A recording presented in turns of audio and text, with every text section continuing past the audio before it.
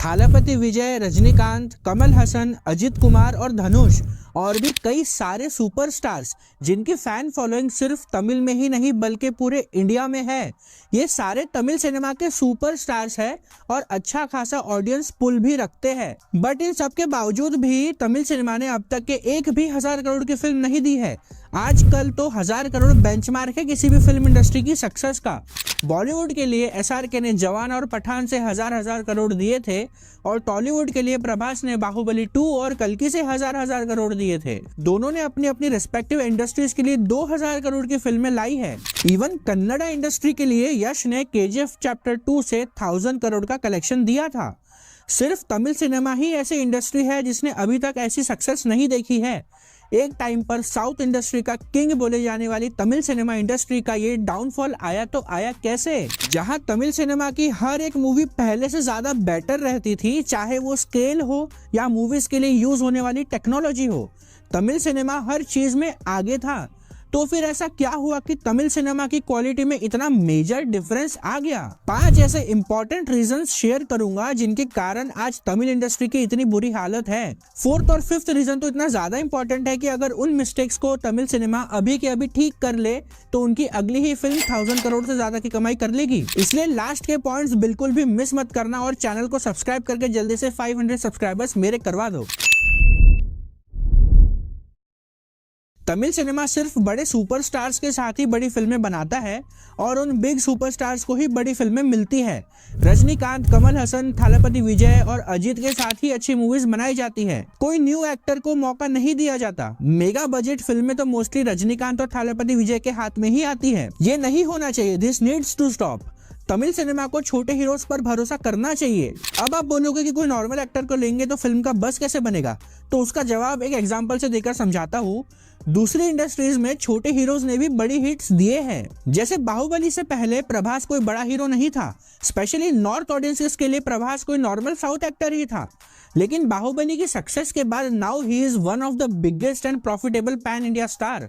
उसके पास 2000 करोड़ की फिल्में हैं। वो जिस प्रोजेक्ट को छू लेता है वो तुरंत 500 करोड़ का प्रॉफिट दे देती है। और तो सिर्फ तेलुगु इंडस्ट्री ही नहीं, कन्नड़ा इंडस्ट्री ने भी ये रिस्क लिया। केजीएफ से पहले यश का नाम किसी को नहीं पता था, लेकिन अब उसके पास भी 1000 करोड़ की फिल्म है। क्या पता कोई न्यू तमिल एक्टर या कोई छोटा एक्टर वर्ल्ड क्लास मूवी के साथ 1000 करोड़ की फिल्म दे दे तमिल इंडस्ट्री को, जो ये तमिल बिग एक्टर्स आज तक नहीं कर पाए। आई नो रिस्की है, बट रिस्क है तभी तो सक्सेस है। तेलुगु सिनेमा में भी चिरंजीवी, महेश बाबू और नागार्जुना जैसे बड़े हीरोज हैं। कन्नड़ा सिनेमा में भी किच्चा सुदीप और उपेंद्र जैसे बड़े हीरोज हैं, पर उनके पास भी 1000 करोड़ की कोई फिल्म नहीं है। दोनों ही इंडस्ट्रीज के लिए पहली and for the fact only 1000 crore फिल्में इन छोटे एक्टर्स ने ही दिए हैं, जो आज तक कोई दूसरा एक्टर नहीं दे पाया। तमिल सिनेमा को ये सोच तोड़नी होगी कि सिर्फ बड़े हीरोज ही फिल्में चला सकते हैं और ये मेजर रिस्क उनको लेना ही होगा। बड़े हीरोज की सैलरी भी ज्यादा होती है, जो फिल्म का बजट इन्फ्लेट करती है, जिसका सीधा असर फिल्म की क्वालिटी पे पड़ता है। फिल्म की क्वालिटी अक्सर बजट के हिसाब से जज की जाती है। जैसे रिसेंट फिल्म लियो का बजट 400 करोड़ था, लेकिन उसके कलेक्शन सिर्फ 600 करोड़ के आसपास थे, जो कि मोटा मोटा सिर्फ 200 करोड़ का प्रॉफिट है। विजय की लियो की फीस शायद 150 से 200 करोड़ के बीच में थी, जो उनके बजट का एक बहुत बड़ा हिस्सा है। अगर बजट थोड़ा कम होता तो प्रॉफिट ज्यादा होता, या विजय की फीस कम होती तो उसी पैसे को मूवीज के दूसरे एस्पेक्ट्स में लगाया जा सकता था। जैसे वो कार चेज का वीएफएक्स और पॉलिश्ड हो सकता था। तमिल ऑडियंसेस तमिल फिल्म्स को उतना सेलिब्रेट नहीं करते जितना दूसरी इंडस्ट्रीज की ऑडियंसेस अपने फिल्म को सेलिब्रेट करते हैं। ये दिक्कत बॉलीवुड के साथ भी है। इस पे वीडियो चाहिए तो #बॉलीवुड प्रॉब्लम कमेंट कर दो, मैं बना दूंगा। जब एक तमिल फिल्म रिलीज होती है, ऑडियंसेस उसके फ्लॉज देखने लग जाती है, कमियां निकालने बैठ जाती है, जबकि उनको अपनी फिल्मों को सपोर्ट करना चाहिए और मूवी को एंजॉय करना चाहिए। दूसरी तरफ जब दूसरी इंडस्ट्रीज में फिल्में रिलीज होती है, ऑडियंसेस उसे सेलिब्रेट करते हैं, चाहे वो फिल्में कैसी भी हो। इसका सबसे बड़ा एग्जाम्पल है आदि पुरुष, वाहियात मूवी, पर प्रभास के फैंस ने कितना सपोर्ट किया था उस मूवी को।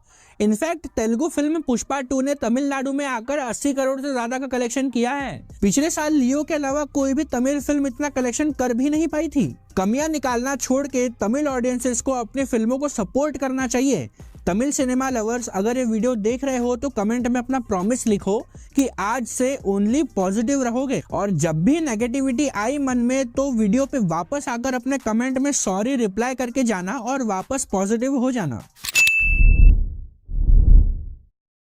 तमिल सिनेमा अक्सर वाइड रेंज स्टोरीज पर फोकस करता है, जबकि दूसरी इंडस्ट्रीज ने लार्जर देन लाइफ नैरेटिव के साथ सक्सेस हासिल कर लिया है। फिल्में जैसे बाहुबली, RRR और KGF सभी सक्सेसफुल हुए हैं क्योंकि ये ऑडियंसेस से रिजोनेट करती है, एक आम आदमी से कनेक्ट है इन फिल्मों में। ऑडियंसेस अब ऐसी ही मूवीज देखना ज्यादा पसंद करती है। अब जरूरी नहीं है कि कंटेंट चलेगा, आप ओवर द टॉप मूवी बनाओ, वो जरूर पैसा छापेगी। उसका सबसे बड़ा एग्जांपल है पुष्पा 2। तमिल सिनेमा को भी ऐसी लार्जर देन लाइफ स्टोरीज बनाना चाहिए ताकि ऑडियंस इसको ज्यादा अट्रैक्ट किया जा सके। अब आप कमेंट करोगे कि तमिल मूवीज की क्वालिटी और कंटेंट बाकी सबसे बेटर होती है, हमें नहीं चाहिए 1000 करोड़। तो भाई इस पे मैं बोलूंगा कि तमिल इंडस्ट्री एक इंडस्ट्री है, प्रॉफिट्स पे ही चलेगी। पैसा नहीं आएगा तो आप कंटेंट ओरिएंटेड फिल्में भी नहीं बना पाओगे। तमिल सिनेमा की सबसे बड़ी प्रॉब्लम यह है कि इनके लीड एक्टर्स का मूवी की स्टोरी पर बहुत ज्यादा इन्फ्लुएंस होता है। जब एक डायरेक्टर कोई स्टोरी एक बड़े हीरो को पिच करता है तो वो अक्सर हीरो की इमेज के हिसाब से बदल दी जाती है, जो प्रॉब्लम्स क्रिएट करती है। ये इन्फ्लुएंस दूसरी इंडस्ट्रीज में नहीं देखा जाता और तमिल सिनेमा को इससे बचना चाहिए। ये एक और रीजन है जो आज बॉलीवुड की हालत भी इतनी खराब है। तमिल सिनेमा को मल्टी स्टारर फिल्में करना चाहिए, उनको अपनाना चाहिए। दूसरी इंडस्ट्रीज ने मल्टी स्टारर फिल्मों के साथ सक्सेस हासिल किया है। तेलुगु ने RRR से, और अब बॉलीवुड भी वॉर 2 में ऋतिक और जूनियर NTR को साथ में लाने वाला है, लेकिन तमिल सिनेमा ने इसको पूरी तरह से एक्सप्लोर किया ही नहीं है। अगर बड़े हीरोज जैसे रजनीकांत, कमल हसन, थलपति विजय या अजित कुमार एक फिल्म में साथ आते हैं तो ये फिल्में जरूर सारे रिकॉर्ड तोड़ सकती है। तो फिफ्थ एंड मेन रीजन है तमिल सिनेमा का 28 डेज OTT डील का लफड़ा। तमिल इंडस्ट्रीज की मूवीज की OTT से डील होती है 28 डेज की, पर नॉर्थ के नेशनल चेन ऑफ मल्टीप्लेक्सेस ने साफ बोला है कि 56 डेज का विंडो रखोगे तो ही नॉर्थ में मूवी रिलीज होगी, वरना नहीं होगी। तमिल इंडस्ट्री कभी इस डील को एक्सेप्ट नहीं करती क्योंकि 28 डेज विंडो के कारण उनको OTT से थोड़ा ज्यादा पैसा मिल जाता है, बट वो ये समझते नहीं है कि अगर मूवी नॉर्थ में प्रॉपर रिलीज होगी तो वो OTT डील से डबल पैसा, इनफैक्ट 3 गुना ज्यादा पैसा और प्रॉफिट ला सकती है। तेलुगु सिनेमा ने इस डील को एक्सेप्ट किया और उसका उनको फायदा भी मिला। पुष्पा 2 ने अकेले हिंदी से 800 करोड़ से ज्यादा का कलेक्शन किया है। इतना कोई भी तमिल फिल्म ने वर्ल्ड वाइड भी कभी नहीं कमाया। अगर लियो के मेकर्स इस डील को मान के 56 डेज का विंडो रखते तो शायद लियो भी 400-500 करोड़ कमा लेती नॉर्थ में, और वो तमिल की फर्स्ट 1000 करोड़ की फिल्म बन जाती। तो मोटा मोटा हमको ये सीखने मिलता है कि तमिल सिनेमा को ये 5 चीजें अपनी अगली ही बिग मूवी में कर लेनी चाहिए, और मैं गारंटी देता हूँ कि वो फिल्में 1000 करोड़ करेगी ही करेगी। पहला, क्वालिटी के साथ मासी अपीलिंग मूवीज की स्क्रिप्ट फाइनल करो जो आम आदमी से रिलेट कर सके। दूसरा, 2 हीरो फिल्म बनाओ और 2 बड़े सुपरस्टार्स को एक साथ लेकर आओ। तीसरा, फिल्म का बजट बैलेंस करने के लिए एक्टर्स को फीस ना देकर प्रॉफिट शेयरिंग में हिस्सा दो, जैसे बॉलीवुड में किंग खान करते हैं। वो फीस नहीं लेते बल्कि मूवी के प्रॉफिट में से हिस्सा लेते हैं। इसके कारण मूवी पे और ज़्यादा बजट खर्च किया जा सकता है, जिससे क्वालिटी बढ़ती है। चौथा, छोटे एक्टर्स को मौका दो, चाहे वो साइड रोल्स में ही क्यों ना हो। उनका कैरेक्टर भी इम्पैक्टफुल रखो, वैसे तरीके से लिखो ताकि ऑडियंस उनसे भी रिलेट कर पाए और उनका भी ऑडियंस बेस में नाम बने, जिसका फायदा उनको नेक्स्ट टाइम मेन लीड में कास्ट करके तुमको मिल सकता है। और सबसे मेन और सबसे इंपॉर्टेंट 5वां, नॉर्थ में OTT डील ना करके थिएटर्स ओनर से डील करो। OTT पे 56 डेज वाली डील करो, पैसे कम मिलेंगे बट आपको नॉर्थ के नेशनल चेन ऑफ मल्टीप्लेक्सेस में मूवी रिलीज करने की परमिशन मिल जाएगी, and then sky is the limit. मैं गारंटी देता हूँ ये सारी चीजें तमिल इंडस्ट्री अपनी नेक्स्ट मूवी में ही कर ले तो वो movie I don't know 2000 crore भी कर सकती है। बट अभी के लिए तमिल सिनेमा चैलेंजेस फेस कर रहा है, लेकिन इन इश्यूज को एड्रेस करके ये अपने पुराने ग्लोरी में वापस आ सकते हैं, और 1000 करोड़ फिल्में अचीव करना कोई बड़ी बात नहीं रहेगी फिर इनके लिए। अगर ये वीडियो यहाँ तक देख रहे हो तो पक्का आपको वीडियो पसंद आई है तो प्लीज चैनल को सब्सक्राइब कर दो, पैसे थोड़ी लगते हैं।